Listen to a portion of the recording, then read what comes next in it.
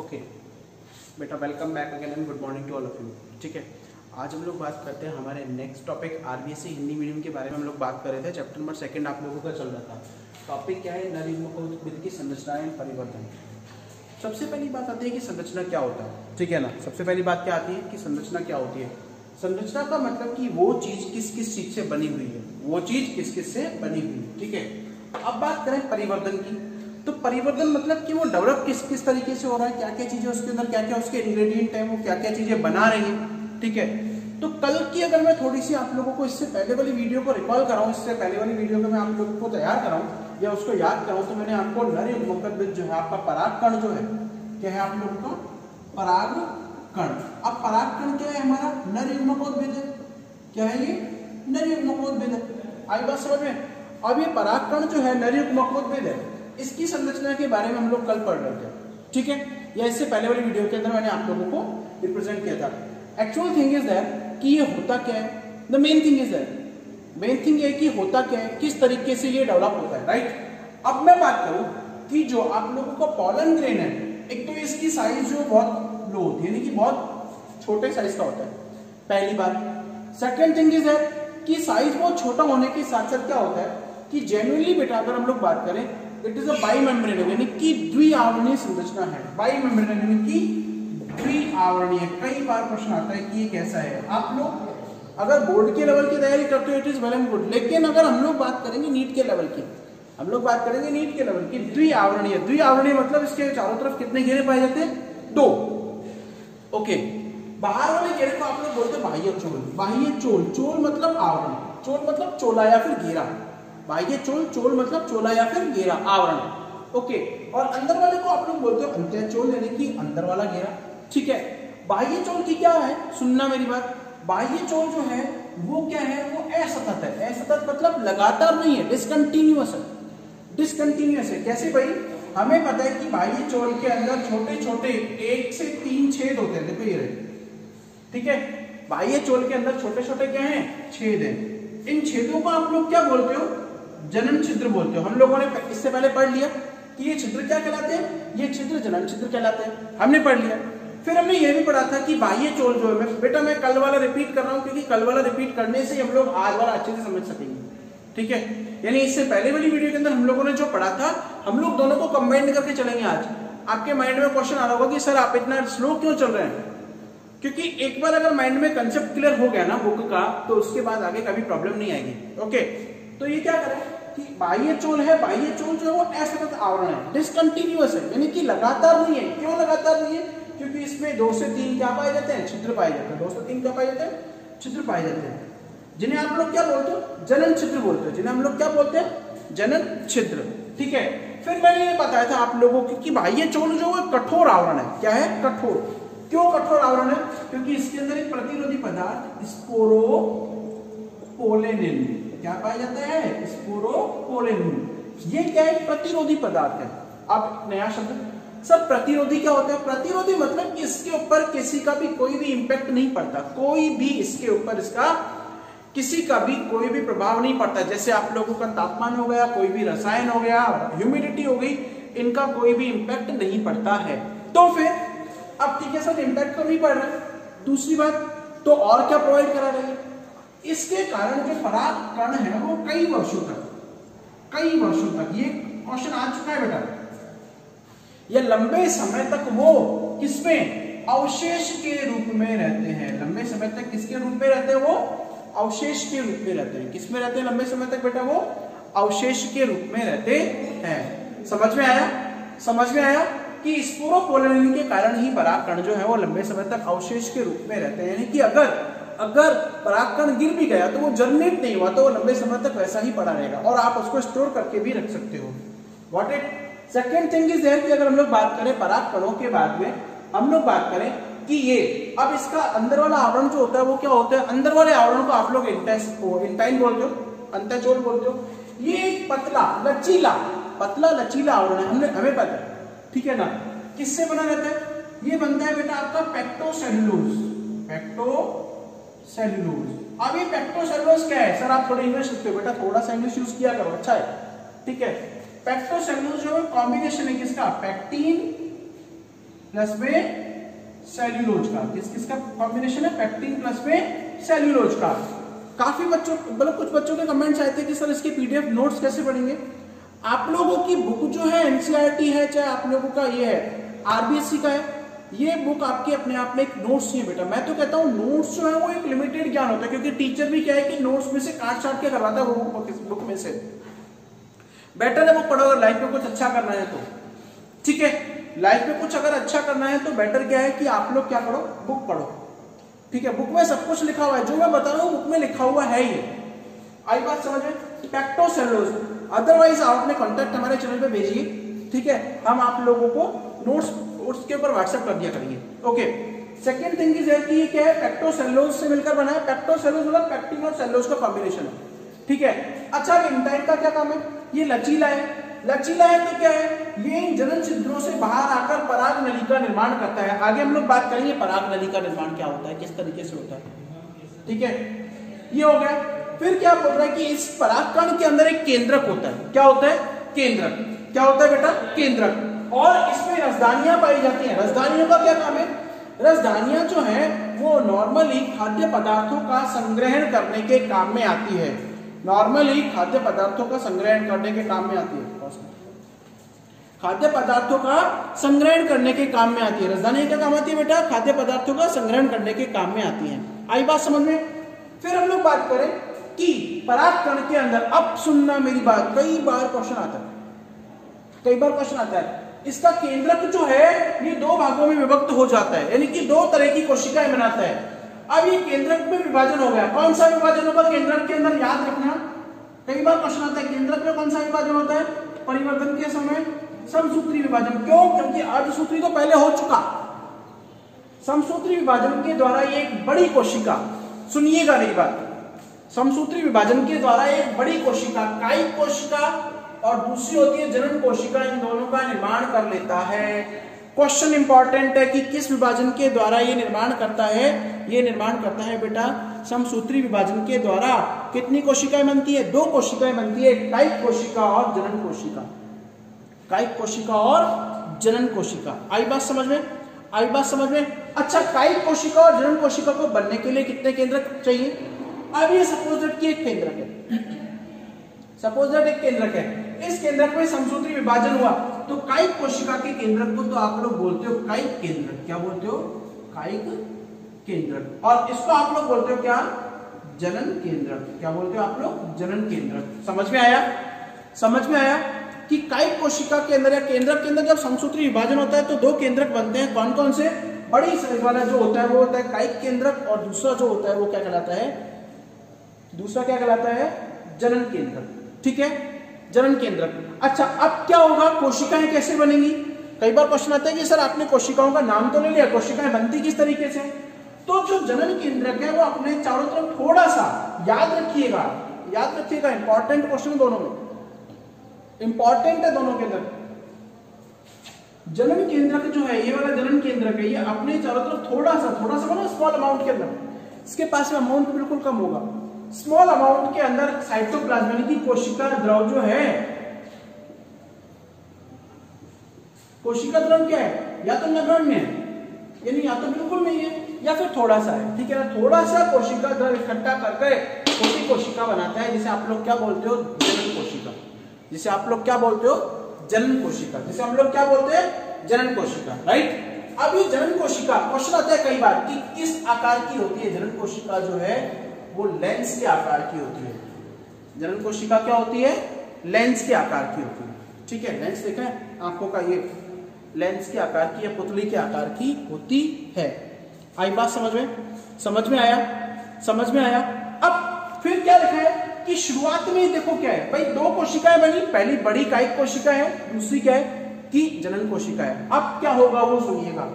शुरुआत में क्या है कि हमें पता है, हम लोग डेस्क के ऊपर बैठे हुए, सुनना मेरी बात, सुनना मेरी बात, इतनी बड़ी डेस्क है, दो स्टूडेंट बैठे हुए, ठीक है। अब एक जो बहुत हैवी है, मेरे जैसा बहुत मोटा इंसान है, ओके, और एक बहुत पतला इंसान है। अब ये मोटा इंसान क्या कह रहा है कि अब इसका डायमीटर ज्यादा है बेटा, ठीक है, सरफेस एरिया ज्यादा है इसका, अब वो सरफेस एरिया ज्यादा है तो ज्यादा स्थान घेरेगा, ठीक है, ऊपर से बैग और रख रहा है। Got it? सुनना मेरी बात, मैं क्या समझाना चाह रहा हूं। तो क्या करेगा कि इसको जगह नहीं मिल पाती है, जो जनन कोशिका है इसको शुरुआत में जगह नहीं मिल पाती है, ठीक है ना। तो ये क्या करता है, ये शुरुआत में परागकण की भित्ति के यानी कि इस इंटाइन के पास ही लगा हुआ रहता है, लेकिन जैसे जैसे इसका साइज रिड्यूस होगा, रिड्यूस क्यों होगा, क्योंकि इसका साइज रिड्यूस तब होगा इसके अंदर भोजन का अमाउंट होता है, ठीक है। भोजन जैसे काम आएगा तो इसका साइज रिड्यूस होगा, तो साइज रिड्यूस होने के बाद में स्पष्ट रूप से दिखाई देने लगता है, स्पष्ट रूप से दिखाई देने लगता है। आई बात समझ में। और जब स्पष्ट रूप से दिखाई देता है तो ये मसूर का दाना होता है बेटा, मसूर के दाने के जैसा दिखाई देने लगता है, मसूर के आकार का दिखाई देने लगता है, ठीक है। फिर बात करते हैं कि कायिक कोशिका की इंपॉर्टेंस क्या है, उसके अंदर क्या क्या चीजें होती हैं। सुनिएगा मेरी बात अच्छे से, आपकी बुक में लिखा हुआ है ये कायिक कोशिका के अंदर क्या है और क्या क्या नहीं होता है, ठीक है ना। कायिक कोशिका के अंदर केंद्रक जो है वो पहले गोलाकार होता है। गोलाकार कब होगा, जब ये पूरे को घेरे रखती है। गोलाकार कब होगा, जब ये पूरे को, मैंने बताया था कि शुरुआत में जनन कोशिका है ये इसकी भित्ति के पास में चिपकी हुई रहती है, भाई इसको जगह नहीं मिली, गोलाकार। अब देखो गोलाकार में लार्ज साइज का होगा, बड़ा होगा, लेकिन बाद में धीरे धीरे केंद्रक जो घटता घटता अनियमित आकार का बन जाता है। अनियमित मतलब उसका कोई आकार नहीं बन पाता, ठीक है, बहुत छोटा हो जाता है। क्लियर है, क्लियर है बेटा। अब उसके बाद इस कायिक कोशिका के अंदर क्या होता है और क्यों होता है वो सुनिएगा। इस कायिक कोशिका के अंदर आरएनए और प्रोटीन होते हैं। कई बार नीट में क्वेश्चन आया हुआ, कई बार नीट में क्वेश्चन आया, कई बार आप लोगों के बुक में भी पूछा गया है, ठीक है, कि कायिक कोशिका के अंदर क्या क्या पदार्थ उपस्थित रहता है। तो इसमें आरएनए और प्रोटीन की मात्रा बहुतायत में होती है। आरएनए और प्रोटीन की मात्रा बहुतायत में होती है। काम क्या है, आरएनए जो है वो इसके डीएनए को एक सपोर्ट देता है, बस सहारा देता है, सहारा मतलब हेल्प करता है, ठीक है। और प्रोटीन का काम क्या है, प्रोटीन हमें पता है निर्माण इकाई होती है, तो प्रोटीन जो है पोषक तत्व भी होता है। क्या होता है, पोषक तत्व। यानी जो कायिक कोशिका होती है, कायिक केंद्रक होता है, उसके पास में आरएनए और प्रोटीन का अमाउंट होता है। प्रोटीन जो एक पोषक तत्व है, प्रोटीन कहाँ काम करेगी वो बताएंगे आगे, इस वाले डायग्राम के अंदर बताऊंगा मैं, आगे इस वाले डायग्राम के अंदर बताऊंगा मैं, ठीक है। तो ये आरएनए और प्रोटीन बनाती है। केंद्रक के पहले गोलाकार होता है, बाद में अनियमित आकार का बन जाता है, ठीक है।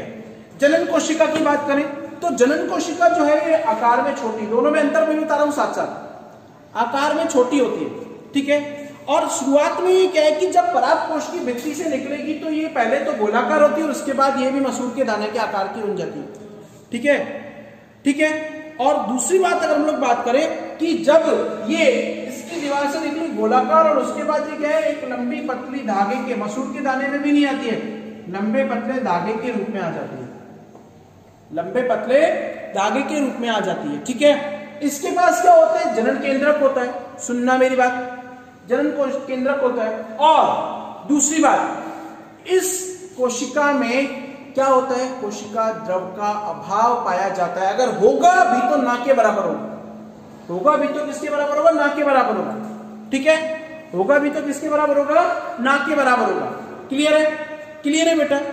यानी कि इसके अंदर क्या है कि आप लोगों को मैं बताऊं, इसके अंदर नॉर्मली ये परागकण की भित्ति के साथ में लगी रहती है, ठीक है। इसमें कोशिका द्रव जो है ना के बराबर होता है। केंद्रक जो है वो शुरुआत में गोलाकार होगा, लेकिन उसके बाद वो चपटा या फिर एक लंबे धागे के रूप में परिवर्तित हो जाता है, ठीक है, ठीक है। दूसरी बात, इसमें क्या होता है, जनन कोशिका में आपका ये जनन केंद्रक है, जनन केंद्रक है, और इस जनन केंद्रक में किसकी मात्रा होती है, डीएनए की मात्रा होती है। यानी कि जो पौधे के लक्षण है, नर लक्षण है, वो नर लक्षण इस जनन केंद्रक में होते हैं और वो डीएनए ही आगे ले जाता है। याद रखिएगा, कायिक कोशिका के पास डीएनए नहीं होता, आरएनए और प्रोटीन होती है, आरएनए और प्रोटीन होती है, लेकिन यहाँ क्या होता है, डीएनए। दोनों में बहुत बड़ा अंतर है, दोनों में बहुत ही बड़ा अंतर है। अब आता है कि नर युग्मक का परिवर्तन मतलब वो सुनिएगा कि पराग नली क्या होती है, पराग नली कब बनती है वो सुनिएगा, ठीक है। बात करते हैं हम लोग नर युग्मक के परिवर्तन की। तो मैंने आप लोगों को बताया था जब परागकण की संरचना बनाई थी कि बाह्य चोल जो है वो बहुत कठोर आवरण है, वो हिलता डुलता नहीं है।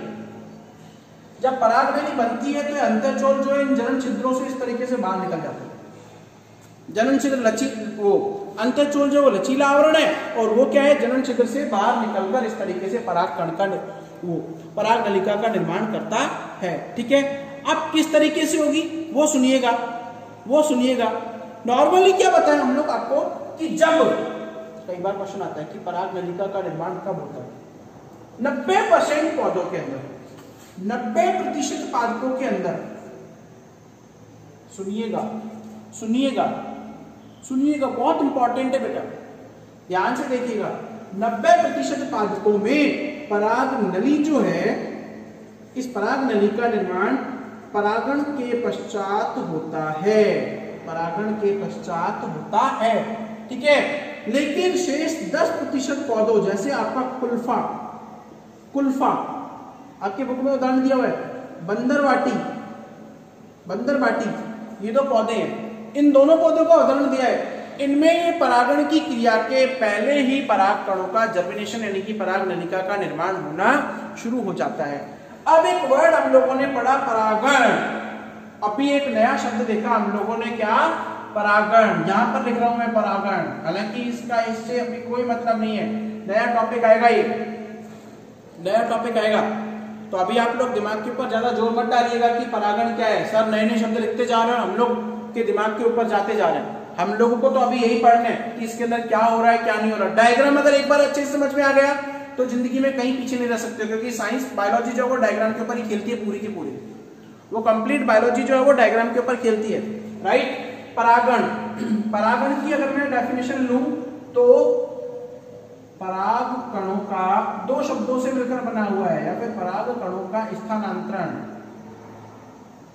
स्थानांतरण, पराग कणों का क्या, स्थानांतरण। अब स्थानांतरण क्या कहां हो रहा है, हमने पुष्प की संरचना पढ़ी थी बेटा, आप लोगों को शायद मैंने बताया होगा कि पराग कोश के अंदर परागकण होते हैं। यहाँ पर जब पराग कोश का स्फुटन होता है तो परागकण क्या है, विमुक्त हो जाते हैं, हमने पढ़ा था, ये पढ़ा था। तो ये परागकण क्या है, पराग कणों का पराग कोश से, कहां से, पराग कोश से मादा अंग के वर्तिकाग्र तक, कहां तक, वर्तिकाग्र तक आने की जो क्रिया है वो क्या कहलाती है, परागण कहलाती है। चिंता मत कीजिए, आगे पढ़ाऊंगा मैं डिटेल के अंदर, कंप्लीट पढ़ेंगे हम लोग। ठीक है, यानी पराग कोश के स्फुटन के पश्चात पराग कणों का विमोचन होकर या विमुक्त होकर मादा पुष्प के वर्तिकाग्र तक आने की क्रिया क्या कहलाती है, परागण कहलाती है। तो 90% पौधों के अंदर जो पराग नलिका का निर्माण है वो परागण के पश्चात होता है, परागण के क्या होता है, पश्चात। लेकिन कुछ 10% पौधे ऐसे हैं, उदाहरण दिया आपकी बुक के अंदर, आरबीएससी की बुक में कुल्फा, बंदरवाटी जो है, इनके अंदर क्या होता है, पराग कणों का जो है, कुल्फा को आप लोग पोर्चुलाका में बोलते हो, पोर्चुलाका। ठीक है, कुल्फा और बंदरवाटी का क्या है कि इनमें परागण की या पराग नलिका का निर्माण क्या है, ये सबसे पहले होता है, यानी कि ये परागण की क्रिया के पहले होता है। अब सुनिएगा, कई बार ये आपकी बुक में नहीं मिलेगा, आप लोगों को नीट के लेवल में क्वेश्चन आता है, पराग नलिका का निर्माण, इसे आप लोग पराग कणों का अंकुरण भी बोलते हो। पराग नलिका का निर्माण काफी बुक के अंदर है, पराग कण का अंकुरण, अंकुरण को आप लोग नॉर्मली बोलते हैं पराग नलिका का निर्माण, पराग नलिका का निर्माण। अब हम लोग इतनी देर से गाने गाए जाने, आप लोगों को पता होगा कि सर आप लोग इतनी देर से कहे जा रहे हो कि पराग नलिका, नलिका नलिका, ये है क्या, एक्चुअल में क्या भला है ये पराग नलिका? नहीं, पराग नलिका जो एक लंबी नलिका नुमा संरचना है, एक लंबी नलिका नुमा संरचना है, जो मैं बिल्कुल धीरे बोल रहा हूं, अगर आप लिख सको तो लिख लो, लंबी नलिका नुमा संरचना जो पराग कणों को वर्तिकाग्र से लेकर अंडाशय तक ले जाती है या फिर बीजांड तक ले जाती है। आई बात समझ में? वह नलिका नुमा संरचना जो पराग कणों को या नर युग्मकों को कहां तक ले जाती है, अंडाशय तक ले जाती है। आई बात समझ में? समझ में आया? ये होती है पराग नलिका। अब पराग नलिका बनती कैसे है, सुनना मेरी बात। मैंने अभी बताया था कि ये परागकण है, भाई एंथर से निकला, पराग कोश से निकला। परागकण आपका जब इस वर्तिकाग्र के ऊपर लगेगा, वर्तिकाग्र के ऊपर लगेगा तो उसमें कुछ परिवर्तन होते हैं। क्या परिवर्तन होते हैं? उसमें एक तो शर्करा, पानी, जल, ठीक है ना, शर्करा, जल, वसा, ये सब क्या करते हैं, ये शर्करा, जल और वसा वगैरह जो है ये संघनित हो जाते हैं, इकट्ठे हो जाते हैं, और जिसके कारण जो आप लोगों का ये इंटाइन है, अंत्यचोल है, इसके ऊपर दबाव पड़ता है बेटा, अंत्यचोल के ऊपर दबाव पड़ता है और वह अंत्यचोल लचीला होने के कारण, अब भाई यहां पर शर्करा आ गई, जल हो गया प्लस कुछ आयन हो गए। ये आयन जो है ये अंदर की तरफ से दबाव डालते हैं, जिससे क्या होता है कि जो आप लोगों की ये जो पहले यहाँ पर ये था, देखो इस तरीके से बंद था, अब ये क्या करेगा, जन्म छिद्र के द्वारा इस नलिका के रूप में बाहर निकल जाता है। आयन में कौन सा होता है आपका बेटा, कैल्शियम आयन, याद रखिएगा, याद रखिएगा। कई बार आता है कि अगर पराग कणों के अंदर कैल्शियम की मात्रा में कमी आ जाए तो क्या प्रभाव पड़ेगा। कैल्शियम की मात्रा में कमी आने पर बेटा पराग नलिका जो है वो अपने गंतव्य तक नहीं पहुंच पाती है और पराग नलिका बीच में टूट जाती है। अब क्या होगा भाई, पराग नलिका निकली, अब हमें तो पता है कि ये जनन कोशिका का केंद्रक को बाहर जाना है, जनन कोशिका के केंद्रक को बाहर जाना है। फिर कायिक कोशिका जो बड़ी वाली कोशिका, उसका क्या रोल है भाई, उसका क्या रोल है। सबसे पहले क्या होगा, जैसे ही जनन छिद्र के द्वारा बाहर निकलती है तो ये जो कायिक कोशिका है, कायिक कोशिका आगे, यानी ये जो कायिक कोशिका है ये इन जनन कोशिका के आगे या जनन कोशिका के आगे की तरफ बहती है, आगे की तरफ निकल जाती है। समझ में आया। अब ये जनन कोशिका के आगे निकली, निकलने के बाद क्या करेगी, ये एक पथ प्रदर्शक का काम करती है, रास्ता देती है, आई बस में गाइड की तरह काम कर रही है। क्यों गाइड की तरह काम कर रही है, एक तो भाई इसके पास रिजर्व फूड मटीरियल है, खाना इसके पास बहुत ज्यादा है, ठीक है। क्यों खाना बहुत ज्यादा है, क्योंकि यहाँ पर जो रसदानियां थी वो रसदानियां यहाँ पर विलुप्त हो जाती है और रसदानियों का खाना कहाँ जाता है, इस कायिक कोशिका के अंदर। आ गया, आ गया। अब एक तो ये जनन केंद्रकों को खाना देगी, फिर क्या होगा, ठीक है सर यहां तक तो आपने बता दिया, लेकिन आपने यहां तो 2 नरयुग्मक बनाए। अब जैसे ही ये नरयुग्मक, ये जनन कोशिका का केंद्रक है, ये बाहर आता है तो इसमें विभाजन होता है बेटा। 60% पौधों के अंदर इसमें विभाजन की क्रिया होती है, आई बात समझ में। बाकी 40% पौधे ऐसे हैं जिनमें विभाजन की क्रिया नहीं होती है। अब क्या होगा वो सुनिएगा, विभाजन होगा। कौन सा विभाजन होता है, समसूत्री। कौन सा विभाजन होता है, समसूत्री, क्योंकि अर्धसूत्री पहले हो चुका, अर्धसूत्री पहले हो चुका। जब वो टेट्राड बना था, चतुष्टक बना था, तब अर्धसूत्री हो चुका, ठीक है। समसूत्री विभाजन बनता है। अब समसूत्री विभाजन से एक केंद्रक से 2 नरयुग्मक के केंद्रक बन जाते हैं और उनके पास क्या रहता है, डीएनए रहता है। उनके पास क्या रहता है, डीएनए रहता है, ठीक है। और एक कायिक कोशिका का कायिक केंद्रक रह जाता है, ठीक है। तो 60% पौधों में 3 केंद्रक की अवस्था होती है। कितनी अवस्था होती है, 3 केंद्रक की, जबकि 40% पौधों में कितनी होती है, 2 केंद्रक की अवस्था होती है। याद रखिएगा, ये कई बार आता क्वेश्चन, ठीक है। अब क्या करेगा, ये कायिक कोशिका जो जिसके पास में, जिसके केंद्र के पास में आरएनए प्रोटीन है, ये आगे की तरफ चलता रहता है और पीछे नरयुग्मक के केंद्रक होते हैं। तो इस तरीके से आप लोगों का पराग कण का परिवर्तन होता है, ठीक है, ठीक है। अब सुनिएगा, दोबारा बता रहा हूं, हमने आज क्या पढ़ा कि पराग कण की संरचना हमने दोबारा देखी कि इसके अंदर क्या होता है, बाहर वाला परत होती है वो कठोर होती है और स्पोरुलिन के आवरण के द्वारा ढकी रहती है, जैसे आप लोग क्या बोलते हो, बाह्य चोल, ठीक है। स्पोरुलिन एक प्रतिरोधी पदार्थ है जो कई वर्षों तक पराग कणों को अवशेष के रूप में रखता है, ठीक है। अंदर वाली परत लचीली होती है जो पेक्टोसेल्लोज से बनी होती है, पेक्टिन और सेल्लोज से बनी होती है, ठीक है बेटा। अब पेक्टोसेल्लोज से बनी हुई है तो ये क्या है, अब इसके अंदर एक तो केंद्रक होता है और एक रसदानी होती है और कोशिका द्रव होता है, ठीक है। अब जब अंकुरण की अवस्था आती है तो केंद्रक में विभाजन हो जाता है, 2 केंद्रक बन जाते हैं। बड़ा वाला केंद्रक कायिक कोशिका का केंद्रक बनाते हैं और छोटा वाला जनन केंद्रक बनाता है, ठीक है। प्रारंभ में जनन कोशिका जो उस पराग कण की भित्ति के द्वारा लगी रहती है, ठीक है ना, छोटी सी होती है, लेकिन जैसे ही इसका साइज रिड्यूस हुआ कायिक कोशिका का तो ये स्पष्ट रूप से दिखाई देने लगती है, ठीक है। शुरुआत में लेंस के आकार की होती है, बाद में लंबी हो जाती है धागे के नुमा। इस जनन कोशिका के पास में तो डीएनए होता है और कायिक कोशिका के पास में आरएनए प्रोटीन होता है। मैंने बताया था कायिक कोशिका क्या करती है, गाइड की तरह काम करती है। गाइड जानते हो, पथ प्रदर्शक की तरह काम करती है, राइट। पथ प्रदर्शक की तरह काम करने के बाद क्या करती है, ये अब जैसे ही परागकण या परागण की क्रिया हुई, अब आगे चलने के बाद क्या करेगी, पराग नलिका के निर्माण में मदद करेगी। कैसे होगा, मैंने बताया था 90% पौधों में पराग नलिका का निर्माण परागण की क्रिया के पश्चात होता है, लेकिन 10% मैंने उदाहरण बताया आपको, तुल्फा और बंदरबाटी, इनमें क्या होता है, परागण की क्रिया के पहले होता है। अब परागण क्या है, मैंने बताया था आप लोगों को कि शर्करा जो है, पराग कणों का पराग कोश से निकलकर वर्तिकाग्र तक आना, केवल वर्तिकाग्र तक आना, अंडाशय तक नहीं पहुंच रहा है वो, वर्तिकाग्र तक आना क्या कहलाता है, परागण की क्रिया कहलाती है। ठीक है, जैसे ही परागण की क्रिया हुई तो परागकण क्या करता है, वो शर्करा, जल और आयन, आयन में कौन सा है, कैल्शियम। ठीक है, कैल्शियम आयन को एकत्रित करता है, जिससे उसका जो आंतरिक चोल है, आंतरिक चोल की तरफ दबाव पड़ता है और एक लंबी नलिका के रूप में जनन छिद्र के द्वारा बाहर निकल जाता है।